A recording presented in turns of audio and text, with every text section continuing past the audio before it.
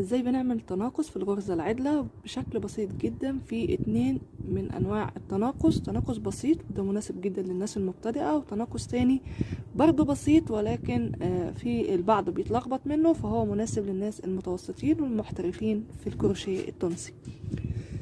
هعلمكم الطريقتين.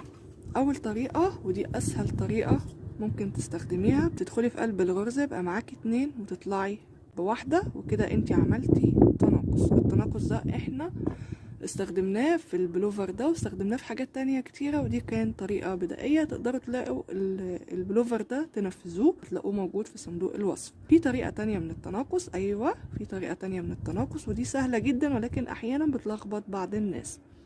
بدخل في الغرزة والغرزة اللي بعدها كأني هعمل 2 غرزة بسيطة كده مدموجين، وهروح على طول ادخل واسحب اطلع